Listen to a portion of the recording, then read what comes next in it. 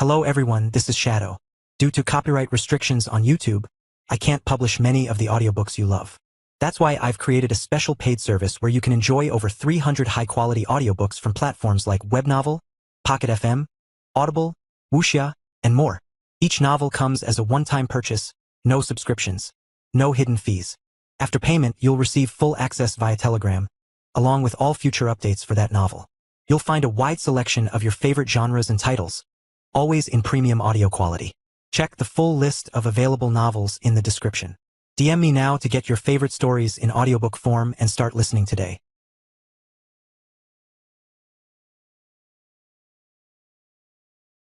Chapter 778. Sun with 8 Rays. When he looked at the woman, he realized that there was no ill intent on her face. She looked at the professor with care.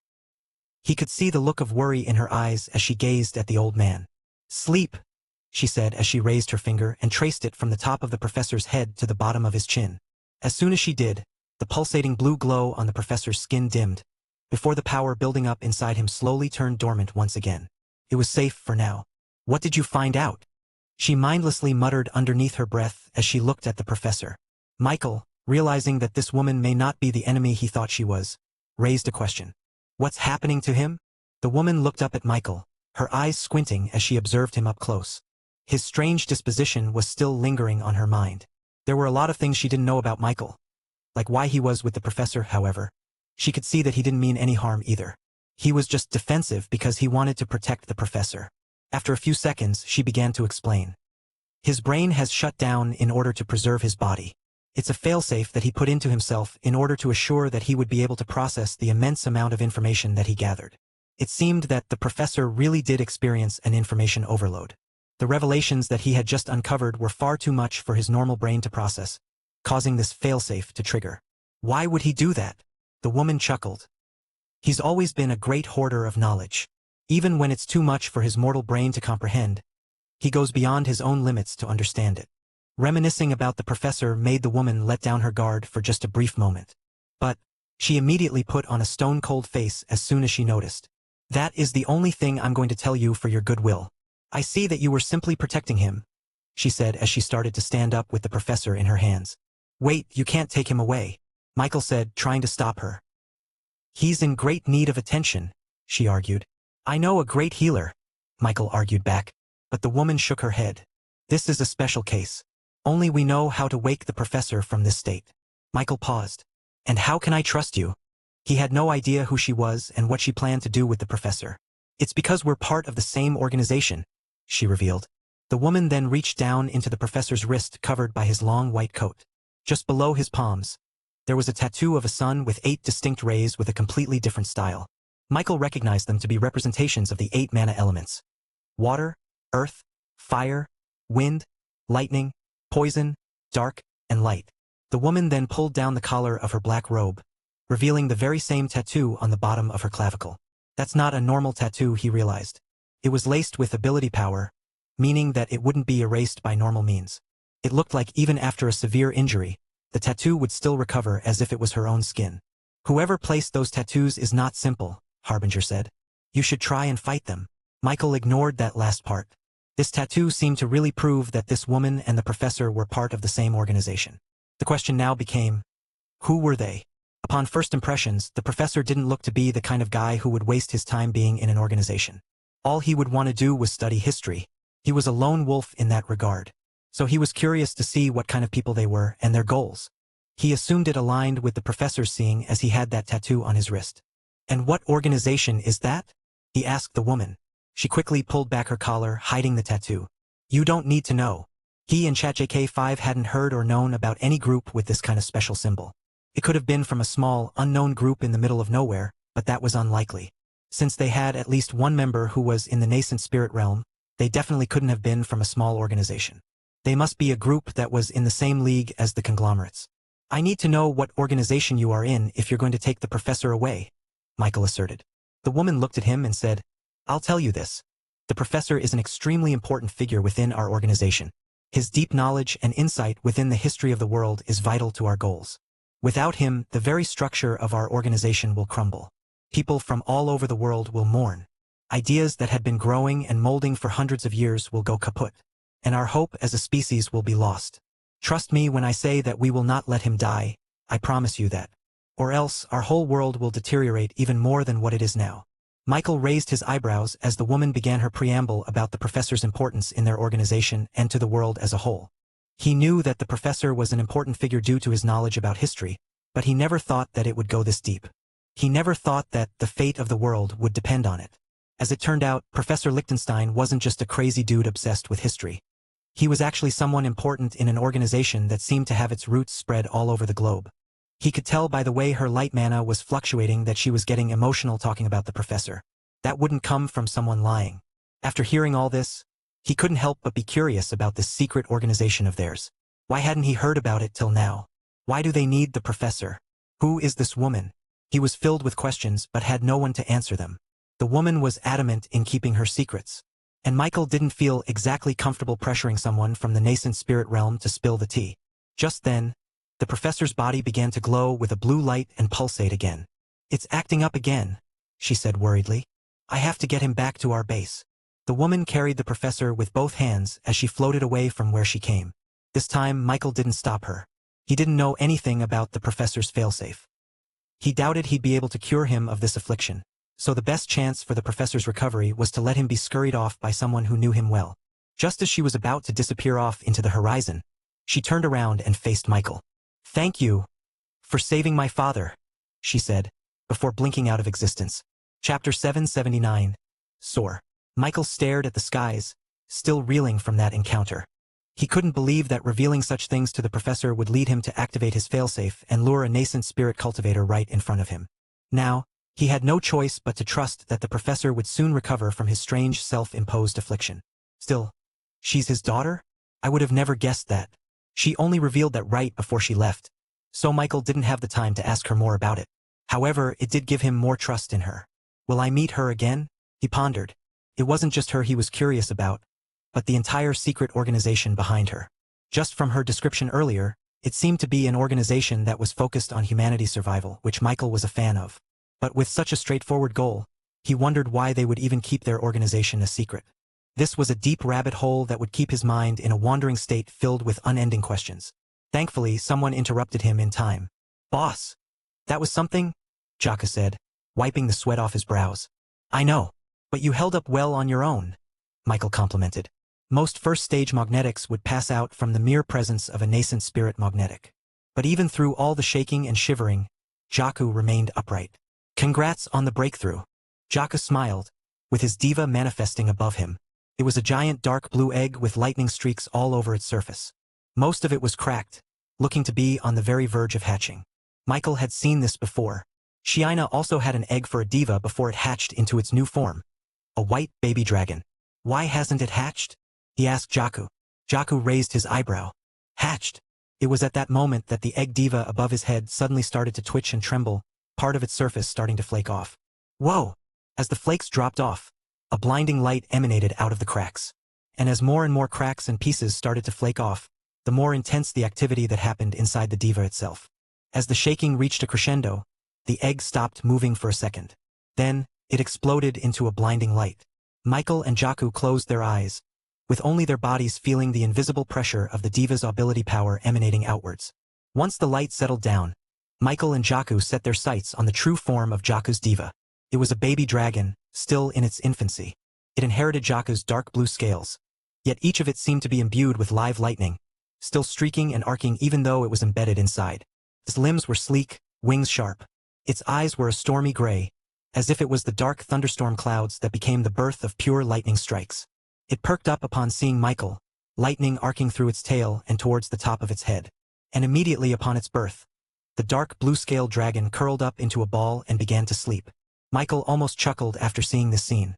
He finally understood why Jaku only now hatched his diva. It was because he was lazy, just like him. The only reason why it didn't hatch right after his breakthrough was because it still wanted to sleep comfortably in its shell. I'm so jealous, Jaku said, his eyes starting to become heavy. I want to sleep too. But before Jaku could drift off into his dreams, Michael demanded a step-by-step explanation as to what happened during his breakthrough, as well as his new ability power. And after Jaku relayed it back to him, Michael was intrigued. So his ability relies on him being lazy? How fitting. Boss, Can we go home now? My throat is kinda sore. Okay, yeah sure. Michael was about to activate his shadow teleportation skill when he made a cursory glance at Jaku's throat. Since Jaku said it was sore, he thought that it was a simple sickness that could be cured with some honey lemon tea. But then he noticed that Jaku's light mana wasn't actually in disarray. It looked completely fine. Are you sure? He asked Jaku again. Yeah, boss, Jaku replied, massaging his throat. Ever since that weird thing happened, my throat's been sore ever since. Michael raised his eyebrow. What weird thing? Jaku then began to explain the last part of his fight with Mauricio and the other swordsman. I knew that if the other swordsman escaped, then I would lose the tournament. I couldn't let that happen. So I just followed that weird feeling I had in my heart. What was it? Michael asked. Jaku scratched the back of his head, feeling quite awkward to share this thought out loud. It was dominance, boss. I wanted to be the only one who was fast. Those other swordsmen, they didn't deserve their quickness. Only I can be fast. And I don't know what happened after I followed that feeling. But soon after, I regained my sanity and I suddenly saw the swordsman lose control. So I took that advantage and won the tournament. Michael listened to Jaku's recollection and couldn't help but be confused yet again. What? Jaku caused the other swordsmen to lose their speed? I thought his ability power allowed him to get speed after being lazy, not take it from others. Those were two completely different powers. The only conclusion he could think of was that Jaku awakened two ability powers, which was strange, but not inconceivable. His throat hurt after that? Using an ability power doesn't make your body fatigued. It only tires out the Godforge pieces and the heart. He would have thought that this sore throat was simply a hallucination from Jaku. But after observing him using the drone vision, he realized that something had changed within Jaku. On his throat, right underneath the voice box, there was an entirely new part made entirely out of ability power. It was made out of these threads of ability power that were woven together to create a cascading set of fabric around Jaku's throat. What the hell is that? It didn't seem like an ordinary use of ability power. It wasn't like his quantum techniques, nor something that a nascent spirit realm magnetic was doing with their bodies. If those had ability power being used as veins to transmit strength, then this new thing on Jaku's throat had ability power being used as an entirely new organ. Harbinger, what am I looking at? Kukuku. Come on. The goddess already told you about it. Michael's memory flashed back to that time when he hallucinated his meeting with the bratty goddess. She mentioned something about Kuno the original vampire, as well as the Iron Maiden/Gaia. But it wasn't just that. He remembered her saying something about the Dragonborns and how they were so close to awakening their true power. Was this it? Jaku could stop someone's speed with just his voice. No ability can do that. This was something more powerful. Something more ancient. Chapter 780, Impure. Michael couldn't help but feel disappointed that the professor wasn't here with him right now. He was the only one with an answer about what kind of power Jaku really had. Was it just his own unique power, or was it inherent to all Dragonborns? He guessed that it may be something only unique to Jaku since Shiina awakened her ability before his, but didn't exhibit any signs of this strange voiced power. But I can't rule it out completely. There's a lot of things that I don't know about this new power. Maybe Shiina simply hadn't had the opportunity to stumble upon it. Either way, he would only have an answer once the professor recovers, which was an indefinite timeline. You know, there's a better way for you to find out the truth. Michael raised his eyebrows. And how would I do that? Kukuku. Just put them in a life or death situation. They'd surely awaken their powers then. He shook his head. Harbinger, as always, treated the end result as the absolute truth. As long as they won in the end, the way to do it didn't matter. You know, just as he was conversing with Harbinger in the void of his mind, he noticed something. Harbinger's entire torso was now visible to him. He now had a complete arm and a complete upper body. The only thing that was still obscured by that dark fog was his head and his two legs. What? When did this happen? Oh, you didn't know? We advanced to the 7th stage of body formation. Michael's jaws dropped. How could he have not noticed that such a huge advancement took place? Sergio's Godforge pieces were enough for us to go to the next level. Sergio was in the 6th stage of body formation, meaning that he had in total 21 kilograms in his heart. That was 1 plus 2 plus 3 plus 4 plus 5 plus 6, 21. For someone to advance to the 7th stage, they would normally only need 7 kilos of Godforge pieces. But because Michael needed 3 times the usual amount compared to magnetics, he needed 21 kilos of Godforge pieces, the exact amount that Sergio had. Michael couldn't help but slap his own head. All this time, he'd thought that he would only get 6 kilos of Godforge pieces from someone in the 6th stage of body formation. But Michael had a good reason. When he defeated those hooded figures that were trying to scam the royal blood vampires, he only got a few kilograms of Godforge pieces from them. He incorrectly assumed that it would be the same with Sergio. Why was that different? I should have gotten a lot more kilos of Godforge pieces from those guys. We only got the Godforge pieces that are useful to us. The rest were no good. They were impure. Huh? Harbinger shrugged. They were impure, so your natural magnetism won't work on them. And even if you force it, then you would only corrupt our cultivation. Michael still couldn't understand it. How could they be impure? I don't know. It seemed that Harbinger really didn't know the reason why those Godforge pieces were impure. Heck, Michael didn't even think that anyone even knew that Godforge pieces could be impure. He had never heard of the term at all. Those Godforge pieces are impure, so they weren't useful to me. This was yet another mystery in the world that he had no answer to. However, he did have a clue on how to solve it. The answer lay in none other than those hooded figures. If he could interact with them again, he could verify if they truly did have an impure Godforge piece. And if so, figure out what it was and how they obtained it. Meanwhile, near the center of New Sparta, 3 legendary figures were having a little conversation deep into the night. On the front was the draconian Zoviru, with his red hair and fiery eyebrows. Opposite him was the blind old woman, who turned out to be the Way of the Sword Heavenly Knight from the Order. On the left was Chief Lupin of the Brown Blood tribe, and on the right was his blood brother and rival, Chief Klaus from the Gold Blood tribe. Such a gathering of powerful figures did not go unseen in their surroundings. There were piercing eyes coming from the different dragon towers around them. There was a clear absence of howls from the other werewolf tribes, as if they were deliberately trying to keep themselves in stealth. There were invisible shadows darting around, trying to get a read on their conversation, and there were some cloaked figures blending themselves in whose breathing was almost invisible thanks to the gills on their neck. "The antique!" Sword Mistress Eldia muttered, glancing at the giant white bones staked on the ground. It hasn't been broken, yet there were clear signs of someone awakening it, the ancient roar. The 3 leaders stayed silent. Eldia couldn't help but sigh. It is clear what we must do. We must band together in order to fight against the would-be figures that would act because of this discovery. It is the only way for peace, but I can see that none of you want to do it. I am more than willing to commit to an allyship, Chief Lupin said. But as you can see, Sword Mistress, my brother is less enthused. The giant gray wolf muttered a very low growl, one that signaled hostility and resentment. I would rather die. That may very well be the case if we don't pool our forces, Sword Mistress Eldia declared.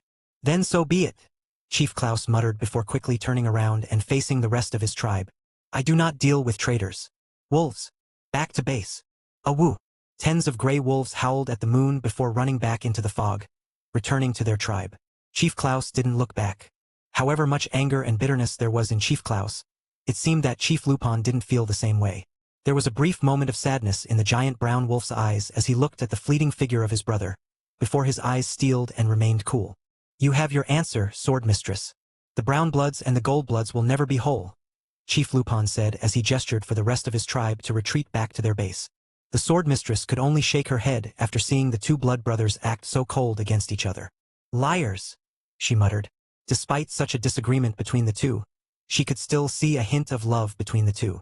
They were just too prideful to admit it. Now there were just 2 of them left. How about you, Draconian? Zoviru shrugged, looking bored and uninterested. It is not in my blood to ally myself with you or anyone else. But if you were to point me into the direction of those bastards, then I shall gladly rip them to shreds for you. And with those words, Zoviru turned back and entered the red portal to his dragon tower, leaving Eldia alone with her attendants. What now, Sword Mistress? Eldia sighed. I can only hope for a miracle. Numerous lives will depend on whether those 2 manage to settle their differences. As for us, we shall continue our journey. We must find whoever awakened that ancient roar. Chapter 781. Chief Lupin's Discovery.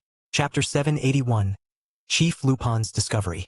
Meanwhile, Chief Lupin and the rest of the brown blood werewolves finally returned to their base camp, with people and beastfolk still celebrating the end of their tournament.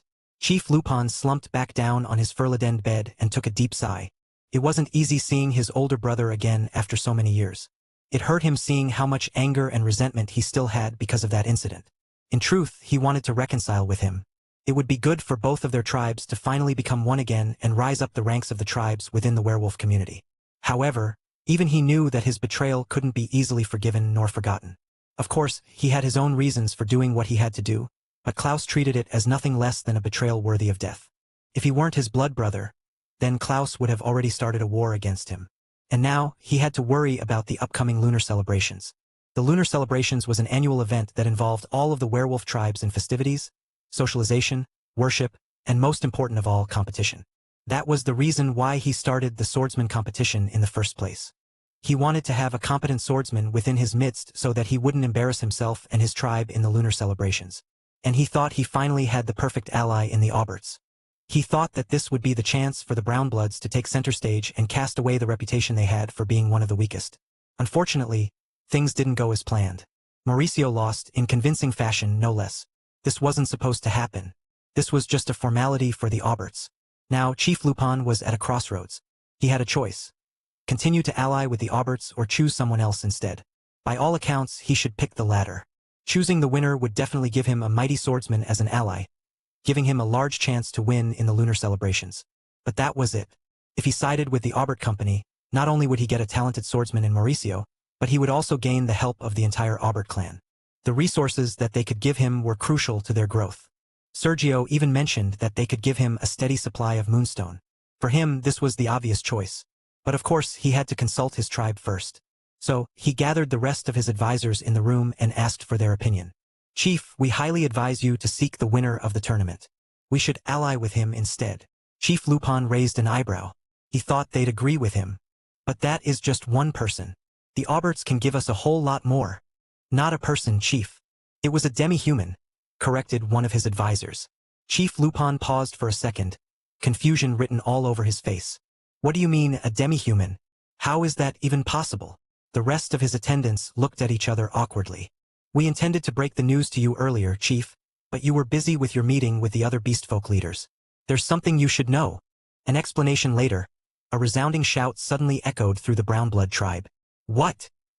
Chief Lupin almost transformed into his wolf form due to pure shock. Large gray hairs were already forming out of his arm. A demi-human was able to manifest a diva? Impossible. However, the rest of his attendants attested to the news. It's true, Chief. Hundreds of brown-blood werewolves saw it themselves. It was unmistakable. It was the same strange figure that appears above those human magnetics. Chief Lupin took a second to compose himself before saying, "Tell me everything that happened." Eventually, a whimper echoed from the door as a female werewolf entered after asking for permission. "Come in," Chief Lupin said. It was one of the female werewolf judges who were in charge of the competition. He had specifically asked for her because she seemed to be the one most familiar with this underdog winner who defeated Mauricio. "Was it true?" he asked. The female werewolf nodded before going into the specific details of the tournament. She first told him about the first test, about how she impulsively turned on the straw dummy to its werewolf form, making the test harder than it should have been. This already showed talent from the demi-human, but it wasn't enough to defeat someone like Mauricio. Then, she told him about his other battles in which he showed nothing but laziness in each one, doing nothing but sleeping while his opponents trained. Yet at the very end, when all hope seemed lost, a great new power emerged from the demi-human that allowed him to triumph against Mauricio. Chief Lupin listened to the story intently, his eyes widening at the part where Jaku officially became a magnetic. "Unbelievable," he muttered to himself. "How can a demi-human achieve this?" Then, Chief Lupin remembered something. Wait, he was supposed to defeat 3 other swordsmen to win the tournament. How could he have done that? From the story that they told him, it seemed as if the odds were completely stacked against Jaku. If even one of his opponents escaped, then he would technically lose on time. "Something weird happened, Chief Lupin," said the female werewolf. "They suddenly lost the ability to escape." "What?" The other attendants nodded in confirmation. "We saw it as well, Chief. The 3 other swordsmen were on the brink of escape, but suddenly tumbled forwards helplessly. We think they failed to activate their ability power because their diva disappeared for a moment." Chief Lupin's brows were squished together as he tried to make sense of what happened. There were 2 possibilities. One was that the 3 swordsmen deliberately made themselves lose, or their ability powers got disrupted. Chief Lupin muttered to himself. Suddenly, a thought appeared in his head. 2 words.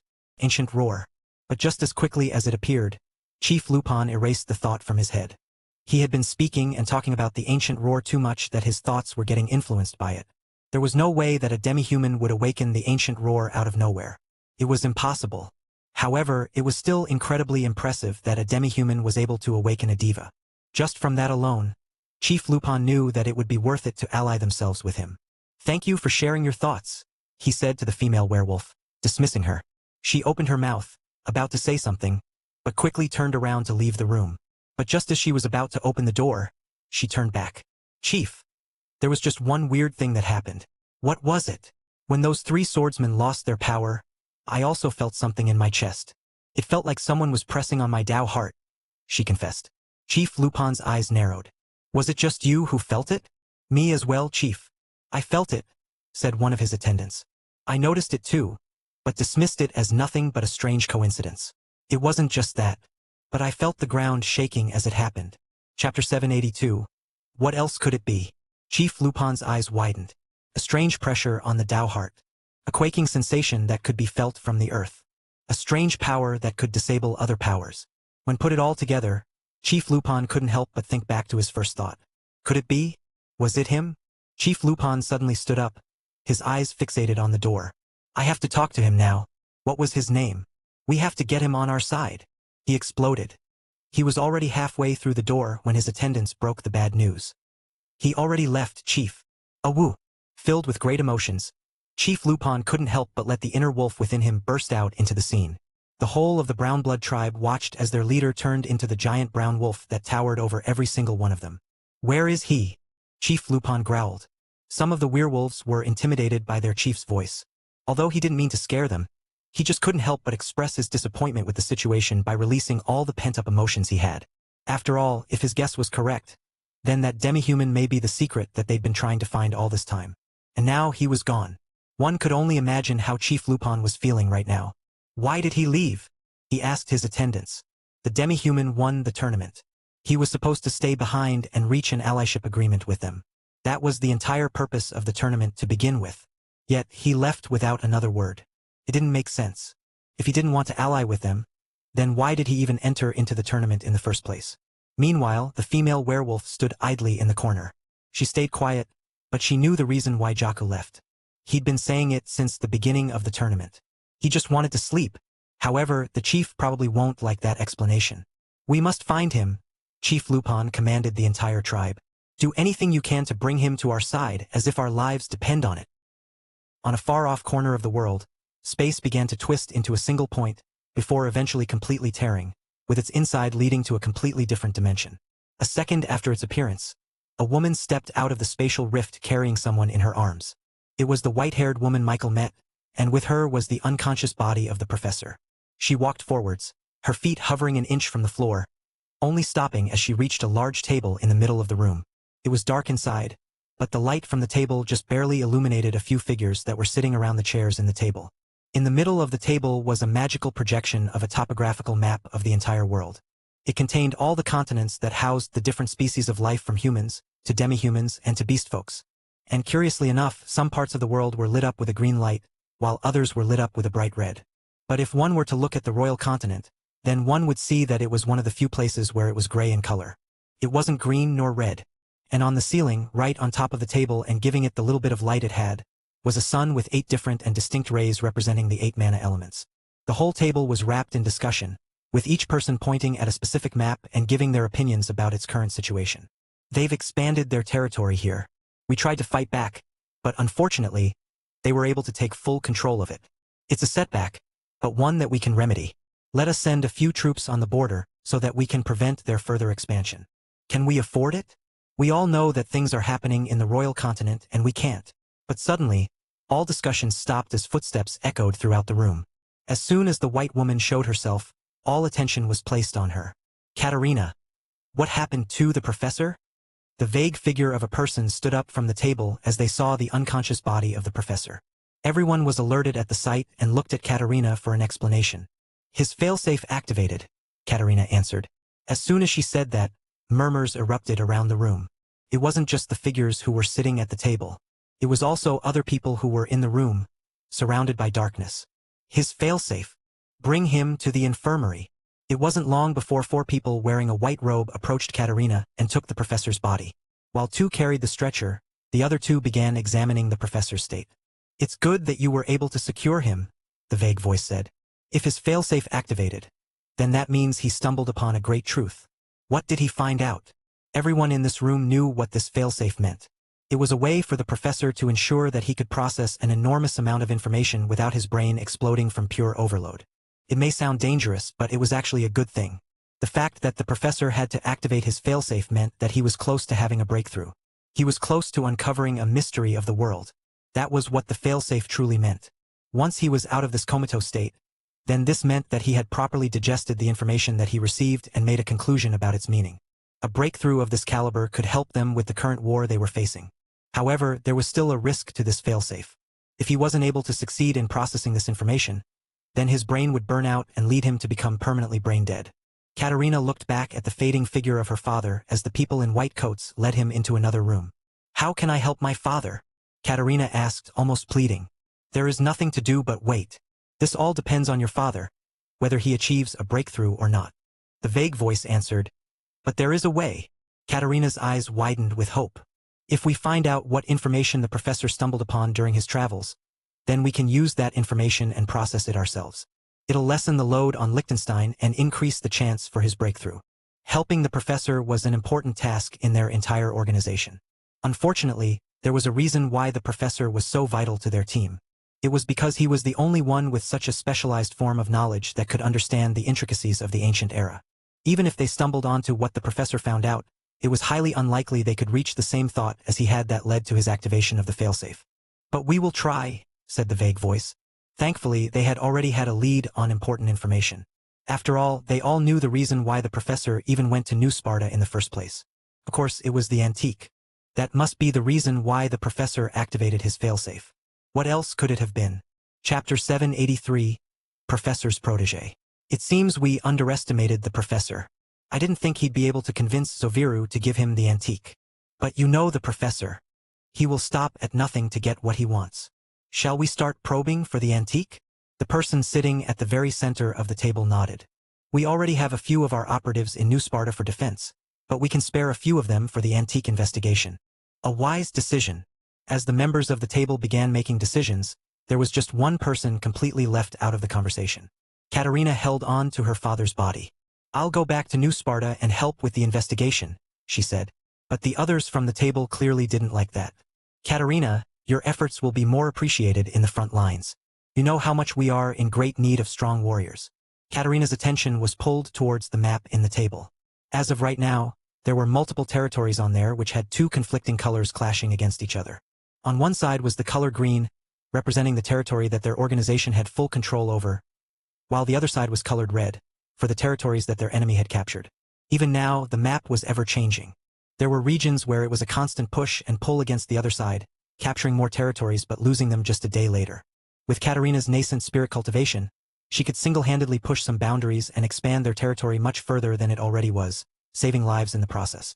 Usually, Katerina wouldn't hesitate to throw herself into the battlefield. But now, her focus was completely on her father. Even though he was crazy, even though he was absent for most of her life, he was still her father. And she would do anything she can to help him survive this. "I need to go to New Sparta," she insisted. "We have it all covered on that front," replied the vague voice. "But we will convene with you once we have the antique on our hands." Katerina shook her head. "I think you're wrong." "Excuse me? You're focusing on the wrong thing. I do not think that it was the antique that caused the failsafe on my father," she said confidently. The rest of the figures on the table were silent for a second, but it was clear they disagreed based on the looks on their faces. "There is no other explanation. What else could it be? The antique is the only piece of relic that has enough impact in the world to cause such an intense reaction from the professor. Are you telling me that there could be something else that's the same in New Sparta?" Katerina pursed her lips. Of course, she wasn't sure. It was just a hunch based on her instincts. "I didn't see the antique. It wasn't with him," she said. "If it was really the antique that caused his failsafe, then it should have been with him when he fell unconscious. He should have been in the middle of studying it, trying to decipher it, before he stumbled upon an answer that was too much for his mortal brain to comprehend. But it wasn't there.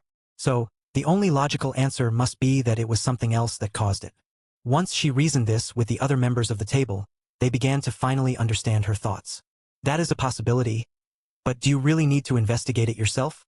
Can't you leave it for others?" But Katerina was adamant. "I need to do this. No one else can." Eventually, a sigh echoed in the room as the figure sitting in the center of the table finally agreed. "Fine. We all know we can do nothing to stop you." Katerina nodded to herself, her eyes determined. "I already have a course of action," she said. The other members were surprised. "You have a lead already?" She nodded. "Before I left New Sparta, I did a little bit of digging into what my father has been doing for the last few days, and I found something interesting. He seemed to have picked up a protege of his own. Upon saying those words, a few chuckles emanated out of the room. Even the figures in the table couldn't help but express their doubts upon hearing it. A protege? Forgive my language, but that crazy old man having a protege? The thought sounded absurd to anyone who knew Professor Lichtenstein for even a little bit. The man was obsessed with finding out the truth about the mysteries of the world. He cared about nothing else. In fact, even his own daughter would attest to that, given how much he missed her childhood due to his little escapades.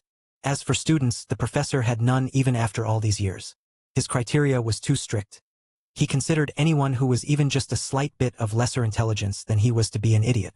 The organization had tried multiple times to have someone become the professor's protege, each one having incredible intelligence and interest in history.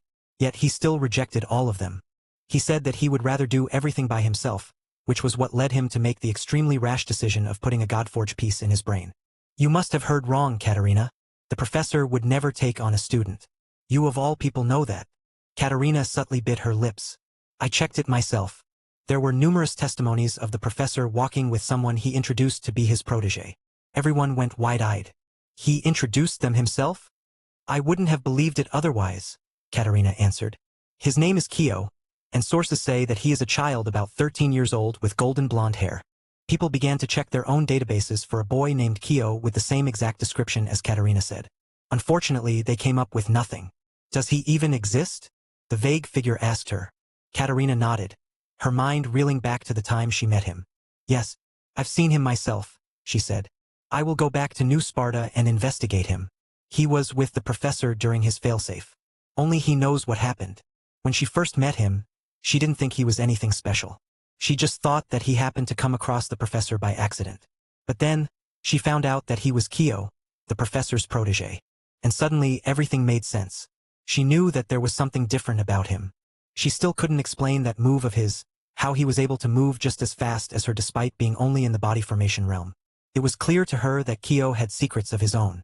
And perhaps that was the reason why the professor took him in as his protege in the first place. So she decided to seek him out. She was going to interact with him and see if he could tell her anything about what caused the professor's failsafe. Chapter 784. Twice the Sand Dollars. Michael and Jaku returned to the nation of Reborn, having gone through an extraordinarily packed few days in New Sparta. But thankfully though, it seemed that he came in right on time as Castell burst into his office in the morning with a wide grin on her face. Good morning, young master, Castell greeted, bowing with her maid uniform on. Ugh, Castell. I told you that you don't need to give me daily updates on the Reborn company. I'm confident that you can deal with it on your own, Michael said, groaning with his head under his pillow. Castell flashed a smile. All right, young master. Then, I shall keep the $100 income report to myself then. Suddenly, Michael burst out of his bed, his eyes wide open. I'm awake. A month had already passed since the previous collection, meaning that he was about to get another burst of $100 for him to spend. This was very important because Jaku just had his awakening, meaning that he would have to give him a mini drone of his own to use in his katana. He was actually having trouble with it yesterday, but now he was glad that it was going to be solved by a simple visit from Castell. Tell me, how much did we earn from the roller coasters? Castell brought out her clipboard containing numerous pages of records that detailed the theme park's expenses, sales, and all those other important stuff. She flipped over onto the last page, showing a very simple graph that trended upwards. Last month we earned 30,000 sand dollars, Lord Michael. But this month we earned 60,000. Michael's eyes widened. That was a 2 times increase. It had only been a few months since the Merman theme park started, yet it had already accumulated such a big income. Most of the mermen that come to visit the theme park also spend most of their time in the nation of Reborn, further increasing the amount of sand dollars that they spend on a daily basis, she explained. The roller coaster basically lured people in the nation of Reborn. And once they were hooked, they were more likely to consume the different products and services that the rest of the nation offered. But look at this, young master, Castell said, flipping to a different page. This time it was a different graph that had a lower increase than the one she showed before. Despite the huge increase in sales, the number of visitors we have has not increased all that much. It has basically stagnated. That's not ideal, Michael muttered. All of the mermen that had visited the theme park were all the people that Reed invited thanks to his wide connections within the merman community. But of course, there were plenty of other mermen that didn't even know the roller coaster existed. They probably had never even heard of the Reborn company before. Case in point, Princess Octavia and the thousands upon thousands of mermen in their lake territory had no idea about them at all. This was an untapped market that he had yet to break into. Unfortunately, he had not yet figured out a way to fix that. Yes, young master, this is not ideal. But we have to look at the bright side.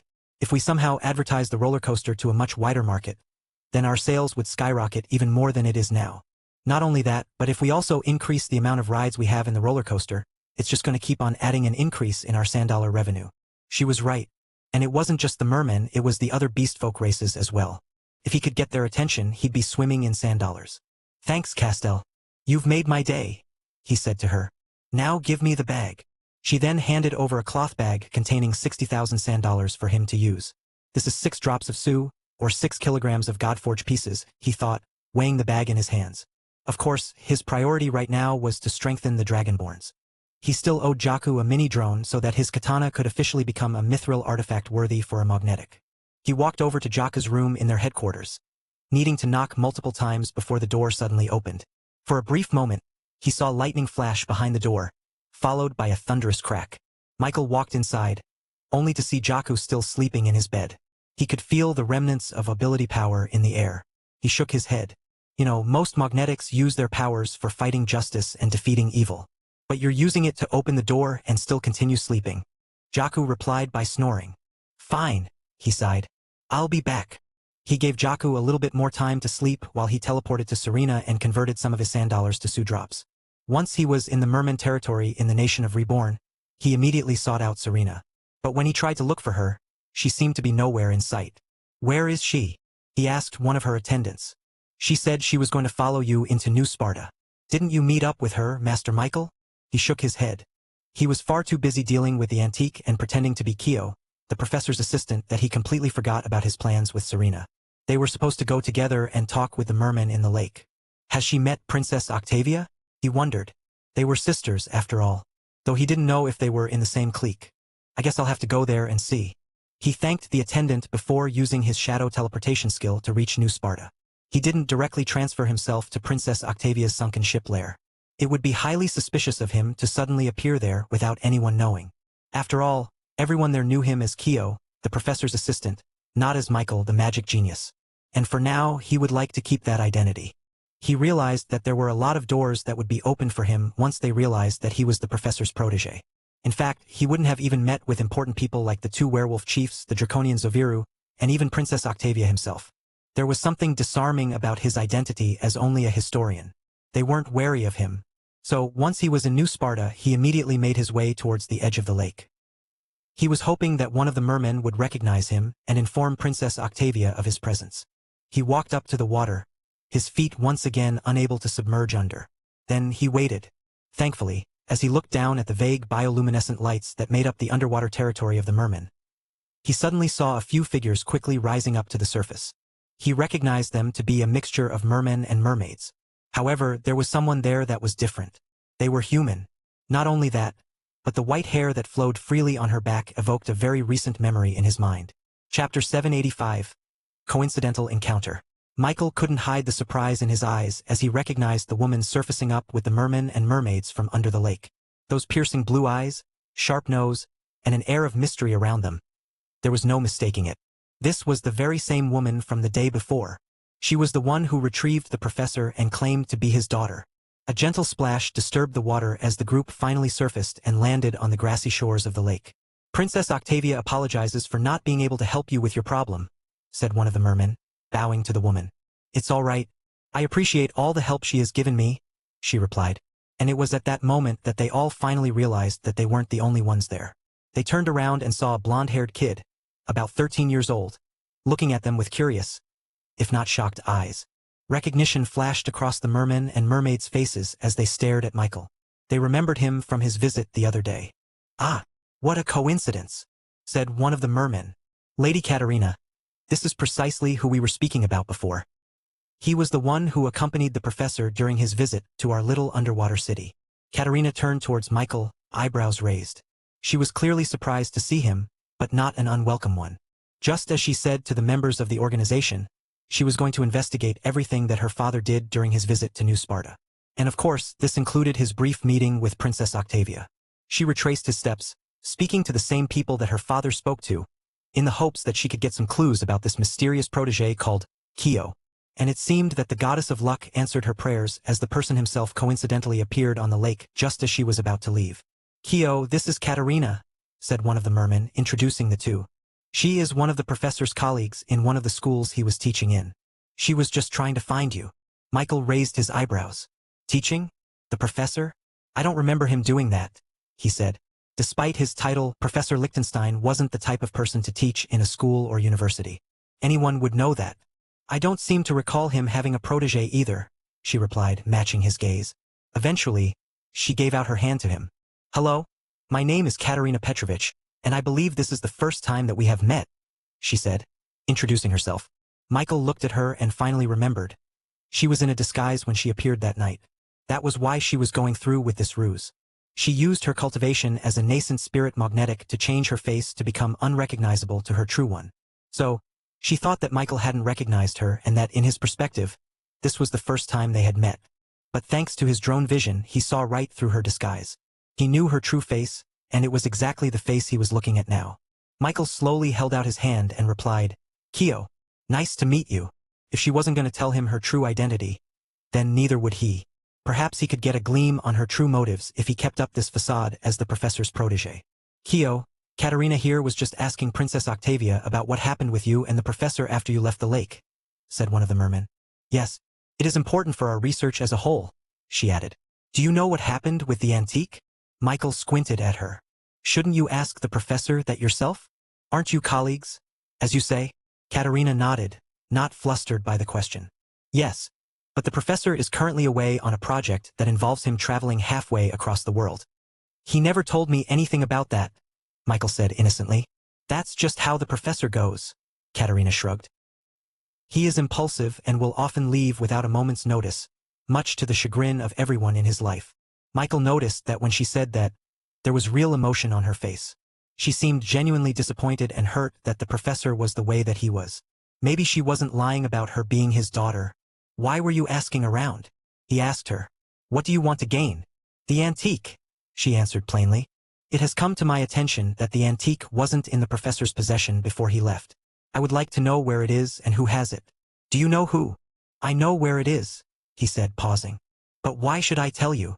The antique was with Zoviru, and after winning the bet against Sergio, this meant that the antique should become the professor's possession. But with him gone, Michael now had the opportunity to get it for himself. And since he still didn't know if he should treat Katerina, if that was even her real name, as his friend or foe. "It's a matter of great importance," she said gravely. "Our school will use the information we gathered from the antique to educate some students that need some correction. It is not an exaggeration to say that there are lives at stake here." Michael raised his eyebrows. He could read between the lines. This school she was talking about was probably the secret organization that she and the professor were a part of. So they need the antique to teach some misguided people? He was very curious about what kind of group would have a sun with 8 distinct rays as its emblem. And perhaps, if he could slowly gain Katerina's trust, then he could figure out what kind of secret organization they were in, as well as their goals. "All right, I'll tell you, but on one condition." She stayed silent, waiting for his next words. "I want to study the antique first. I want to get my hands on it," he said. Katerina considered it for a second before giving her approval. "All right," she said. "That can be arranged." From her perspective, it was harmless. But of course, Michael hoped for something more. He knew that by touching the antique, ChatJK5 could analyze the information written on it and possibly decipher it into something that he could understand. The bone is with Zoviru for safekeeping. But it's already decided that it is officially the professor's possession. Katerina nodded. "Then shall we depart?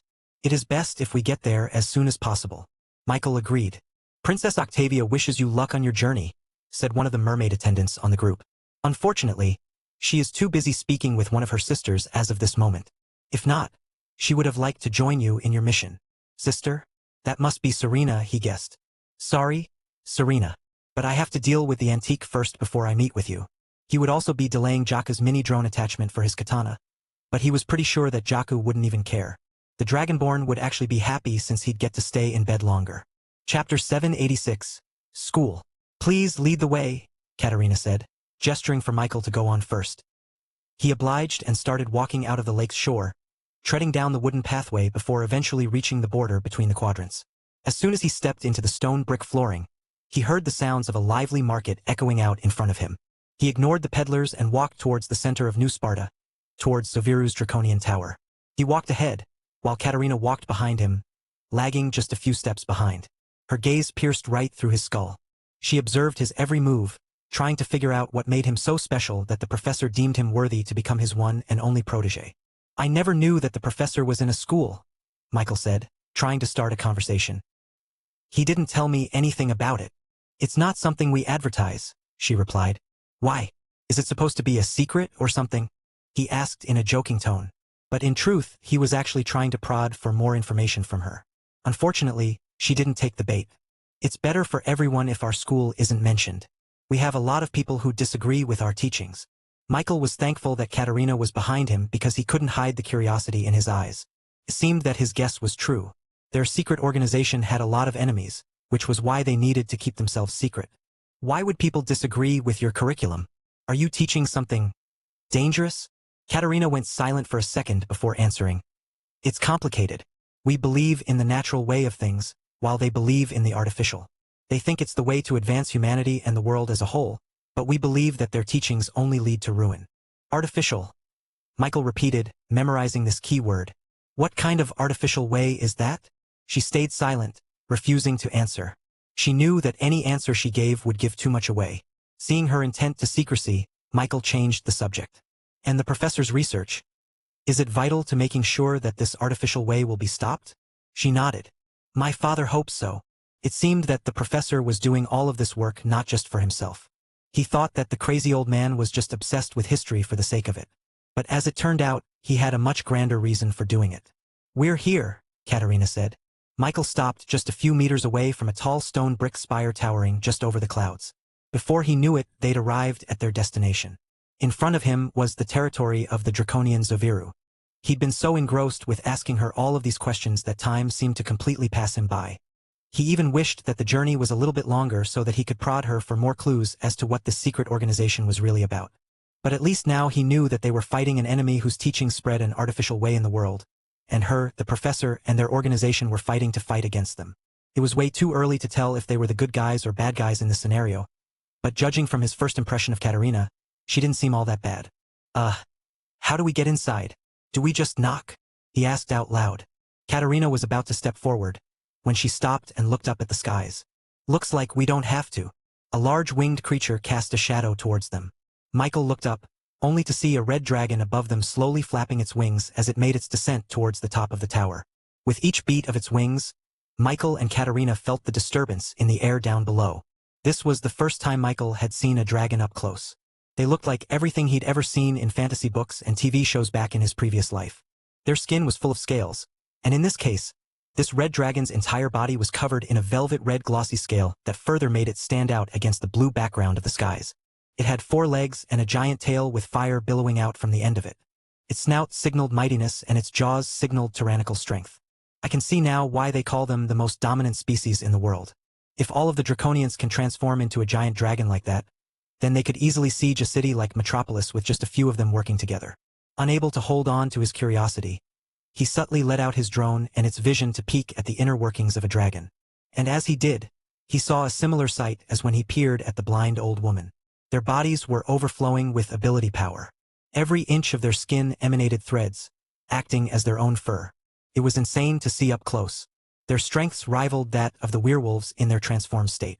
Ability power coursed through their veins in order to make their brute strength go beyond what was even possible. However, there were distinct differences between the two. If the werewolves were like these untangled mess of ability power that emphasized pure strength over everything, then the Draconians had a much more refined arrangement of threads that perfectly weaved through their body like a circuit. Michael could tell that the dragons had a much wider use of their power than the werewolves. They could change their use of ability power from a physical force to a magical force just like a flick of a switch. Werewolves sacrificed their ability to change the world around them like magicians in order to maximize their strength, while Draconians were a good mix of both. Draconians must have incredible control of their body with how well their ability power was integrated into their bodies. But as he thought that, the red dragon in the skies suddenly crashed into the tower he was supposed to land on. Chunks and debris of stone bricks flew through the air as the dragon's wings scraped by the tip of the roof. After that failed landing, the dragon circled back around until it faced the tower once again. Its flight was unsteady, with its wings flapping unevenly and causing it to tilt more on one side than the other. "What the hell?" he muttered out. Katerina shook her head as she took her focus away from the stumbling dragon. "Typical," she mumbled before walking towards the base of the tower. As soon as she did, a red portal swirled in front of her. "Come in," she said, stepping towards the portal. "Wait, we didn't get permission yet. We don't need to." "He's drunk," she said as she disappeared into the portal. Chapter 787. Drunk Dragon. That explains it. When he thought about his first interaction with Zoviru, it completely made sense. The guy was completely chaotic and wanted nothing more than to be entertained. Heck, he was even willing to give up the antique just because he thought that it was interesting to see them fight over it. Someone like that would definitely enjoy a good cup of wine a few times a week. So he followed Katerina and stepped into the red portal. As soon as he did, a lavish room opened up to him. Everything was laden with gold and expensive gemstones, from the chairs to the sofas, and all the way to the candelabras lighting up the whole place. This was even more than what kings and queens had back in the medieval period of his previous world. It would have been a really impressive sight to see if not for one small detail. It was all in a mess. They were looking at a literal mountain of gilded furniture, painting, and even literal gold bars just sitting there like a pile of trash. Michael couldn't believe it. It seemed that the rumor of dragons being hoarders was true, but he didn't think it would be to this extent. "Come on," Katerina said to him. She was already halfway through scaling up this gold mountain, using a gold statue of a dragon as her foothold to get over the apex and to the other side. And as she moved, hundreds of gold coins cascaded down towards Michael like a literal gold rain. Now, even though he was already obscenely rich in terms of gold coins, he was still tempted to pocket every single one of these things for himself.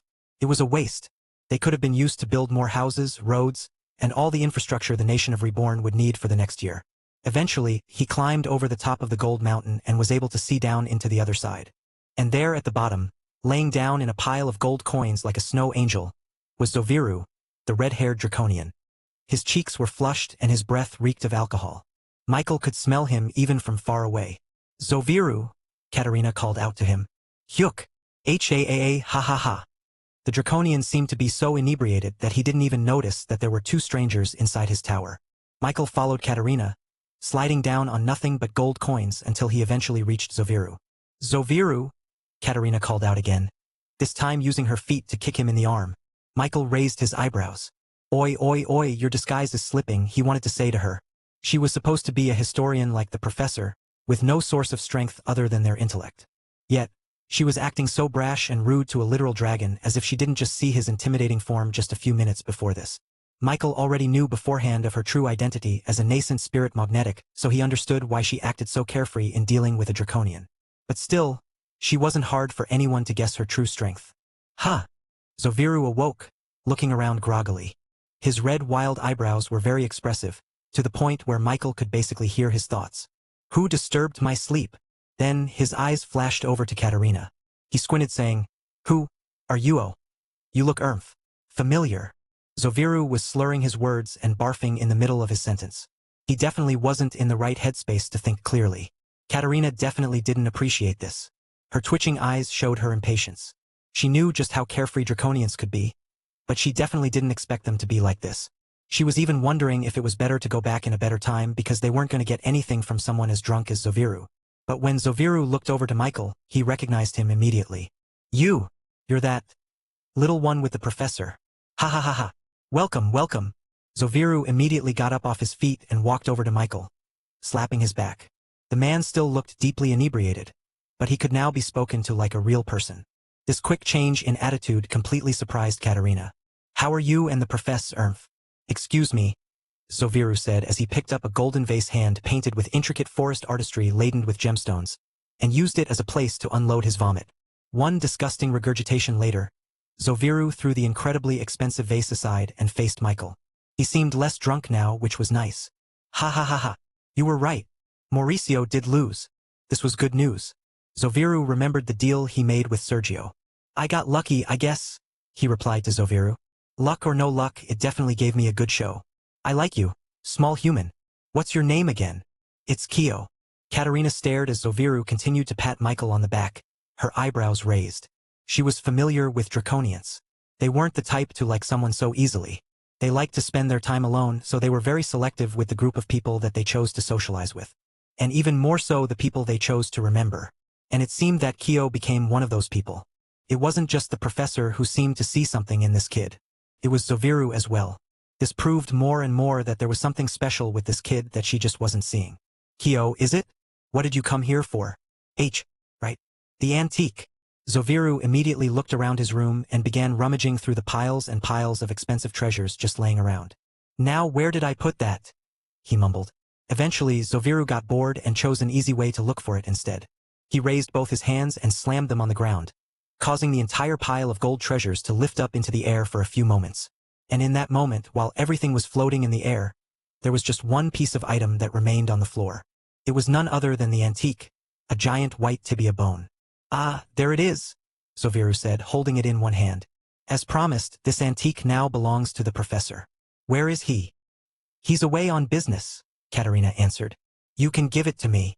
But just as she was about to grab the antique from his hands, he yanked it away from her. I don't know you, he said. This antique belongs to the professor, and I don't remember you being there.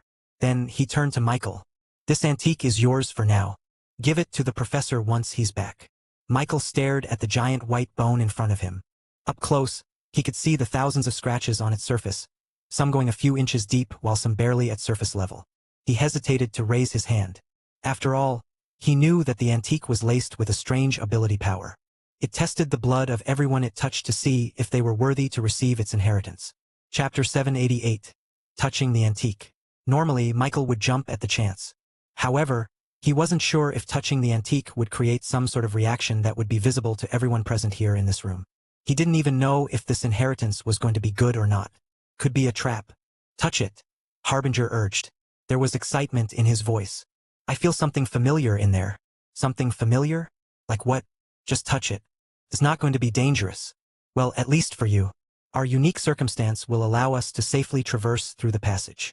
Michael's eyebrows raised. Passage? Unable to sustain his curiosity any longer, he reached for the antique. His fingertips made contact with the rough surface of the bone, feeling the multiple cuts all around its surface. Each of them were sharp. He guessed that if he looked through them with a microscope, he would see a complete separation in the surface. No ordinary weapon could make such a perfect incision. Unsactioned blood retrieval detected. ChatJK5 warned. Would you like to temporarily disable the system's security? Yes. ChatJK5 remained silent, waiting for Michael's words. Do it, he said.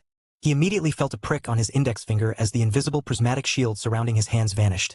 Absolute unity defense disabled, allowing a foreign power to injure him with a pin prick. A drop of blood leaked onto the antique surface, immediately sinking into the many cuts all around the bone. And suddenly, his pupils dilated, almost becoming the same size as his irises. His vision became blurry, before the world began to turn all around him. It was nauseating. Harbinger. What's happening? Cuckoo. We're going for a ride. As soon as Harbinger said that, an incredible suction force began pulling Michael towards the bone. He felt as if the antique suddenly turned into a black hole, pulling him in at an intense force that light couldn't even escape from. The whole world blurred as he zoomed towards the bone until his entire vision was just black. A second later, he stumbled forwards, finally feeling solid ground underneath his feet. It took him a second before he could center himself. He still felt a little bit nauseous after that little ride. Where am I? He began to look around, only to see floating ruins around him made out of some kind of reflective obsidian with gold lining. Roof tiles floated aimlessly on pure black skies. A severed balcony hung upside down, and a wide winding staircase led up to nothing, with its remaining parts being shattered and floating across air. The only thing that stood tall was an obelisk made out of the same obsidian-like material with streaks of gold. It exhibited no signs of wear and tear, standing proudly as if it had just been created recently. There's no gravity here, he remarked. He felt weightless. He could move freely in all directions, without any restraints, as if flying in outer space. He would have thought he was in space, seeing as the skies were completely black and dark, except for the fact that there were no stars or heavenly bodies that should have littered the skies. It was bleak all around. Is this another case of someone plucking me out? This wasn't the first time he experienced a forced teleportation. Kuno did it to him. However, this felt like a different situation. He knew no place on Earth that had no gravity like this one. Either way, he did the first thing he wanted to check was to see if he could get out of here. He closed his eyes and used his supreme talent, sensing all the mana particles in the air to see if he could connect with the shadows he left behind in the nation of Reborn. Blips of mana appeared in his vision, all having the colors representing the different mana elements. At least the mana density here is normal. And as far as he could tell, there was no magic, mana or ability power that was locking him into this place like Kuno's underground castle. He could theoretically leave any time he wanted. Hopeful, he tried to conjure up a magic spell. All those globules of mana began floating towards his body, getting absorbed into his skin in the most natural way. His body was now glowing with a white undertone. And as the mana in his body reached saturation, he manifested a black magic circle underneath his feet. It caused his own shadow to move and expand outwards, breaking the limits of 2 dimensions and encompassing his entire body in a cocoon. As his mana reached a climax, he commanded his shadow to go beyond this dimension and travel him back to the nation of Reborn. More and more mana from the surroundings began shooting towards him with an intense attractive force. The cocoon began to glow white, starting from the bottom and slowly reaching towards the top. But just as the light reached halfway through, he suddenly found himself unable to supply it with mana any longer. Michael opened his eyes, looking around and noticing that all the mana in this place was gone. All of it had been used to have the shadow teleportation spell only 50% of the way through. Michael couldn't believe it. Where am I? The mana requirements for this spell was incredibly large. It was even way bigger than when he traveled to the Forbidden Island in the Elven Kingdom. And according to the maps he saw, that was already halfway across the entire world. It didn't even make sense. This teleportation required at least twice more than when he traveled to the Elven Kingdom. This meant that this place should be at least twice as far as the Elven Kingdom and the Royal Continent. But there was no place that should be farther than that. The only conclusion he could reach was that this was a pocket dimension. Since the antique was designed back in the ancient era, there was probably some kind of magic in it that caused it to be so far away from where he was. Harbinger. How do I get out of this place? He didn't panic just yet. Since Harbinger urged him to touch the antique, he assumed that his diva knew what he was doing and that there was an exit plan somewhere in that robot's mind. Cuckoo, how would I know? Michael slapped his own forehead. Don't worry. This place doesn't look like it's designed to be escaped. It looked like it's designed to be conquered. Look at the obelisk.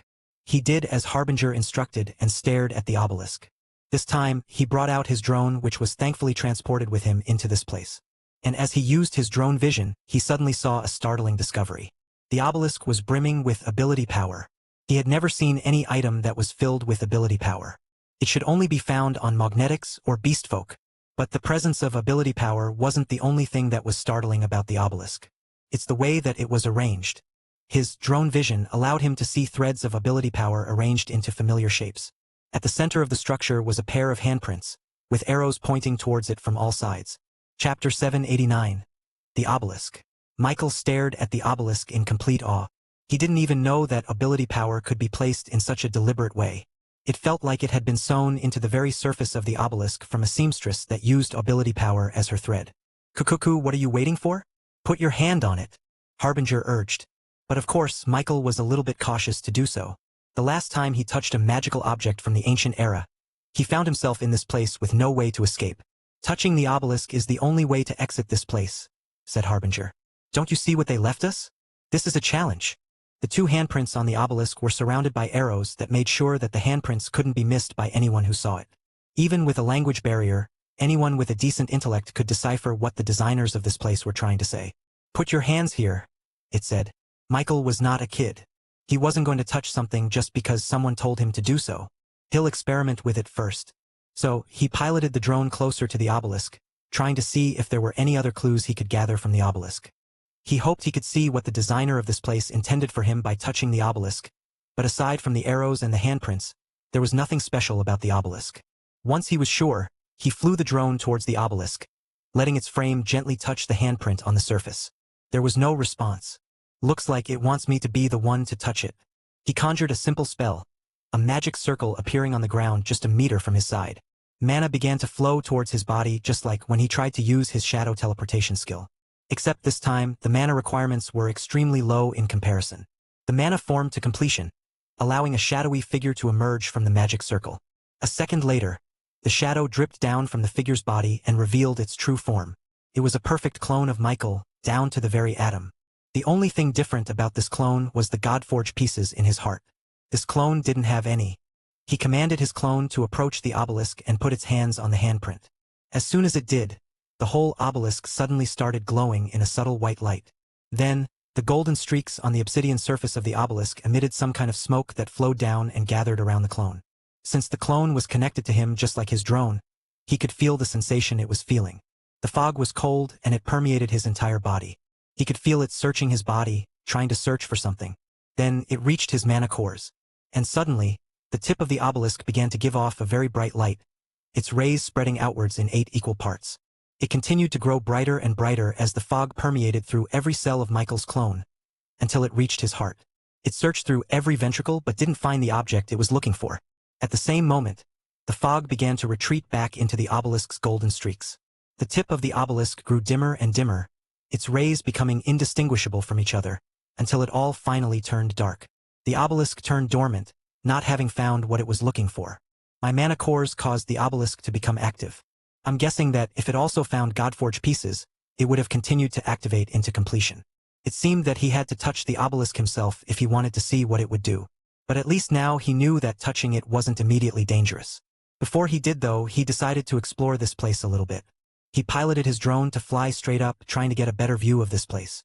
He didn't have to fly that high to see that he was standing on a small island that was surrounded by nothing but complete and utter darkness. Curious, he decided to pilot his drone out of this island to explore outwards. But as soon as he reached the very edge, he suddenly felt an intense feeling in his gut. It was dread and fear. His intuition was telling him that if he tried to cross through the chasm, then he would lose his drone forever. He quickly flew backwards, now wary of the space beyond the island. What is that? It's a power beyond the nascent spirit, Harbinger said. If you want to escape from this place, then you should just jump into the abyss. Don't joke around, Harbinger. I'm serious, Harbinger said. The power in this abyss looks completely identical to the one that caused us to be transported into this place. If you jump into it, you'll leave this place. But if you do, it's extremely likely that you won't be able to come back. Essentially, this was an escape route that he could go into whenever he wanted. But he was never going back. It was a one-way ticket. He felt very secure knowing that he could exit if he needed. But he had no plans of doing so. The obelisk was still calling to him. It may be dangerous, but it could also be fortuitous. According to the professor, the cuts on the bone talked about an inheritance that only the worthy can obtain. He wanted that inheritance. And it looked like this was the only chance he was going to get, so he was definitely going to take it. He walked towards the obelisk and put both of his hands onto the handprint. The obelisk began glowing again, but with an even greater intensity than last time. Smoke emanated out of the golden streaks, eventually surrounding him from all sides. It checked his mana cores, and upon contact, the tip of the obelisk began glowing with a yellow light. The 8 rays that manifested began to sweep the ground, moving down until eventually reaching the top, pointing directly at the deep dark space above them. Finally, the fog spread to his heart, his Godforge pieces pumping out obulty power. As soon as the fog felt the threads coming out of his heart, it suddenly began swirling into a tornado. Michael found himself in the middle of the storm made out of fog. And just then, a pillar of light burst out of the obelisk, reaching up to the endless dark skies above. A few seconds later, the fog dispersed. Then, nothing. The obelisk continued to give off an intense pillar of light that reached upwards, but nothing happened after that. And when he looked at the surface, he saw that the 2 handprints were gone along with the arrows that pointed to it. It was now replaced with 3 locks, each one bigger than the last one. The one on the very left was fractured into 8 distinct parts and was currently pulsating and glowing with light. Hello everyone, this is Shadow. Due to copyright restrictions on YouTube, I can't publish many of the audiobooks you love. That's why I've created a special paid service where you can enjoy over 300 high-quality audiobooks from platforms like Webnovel, Pocket FM, Audible, Wuxia, and more. Each novel comes as a one-time purchase, no subscriptions, no hidden fees. After payment, you'll receive full access via Telegram, along with all future updates for that novel. You'll find a wide selection of your favorite genres and titles, always in premium audio quality. Check the full list of available novels in the description. DM me now to get your favorite stories in audiobook form and start listening today.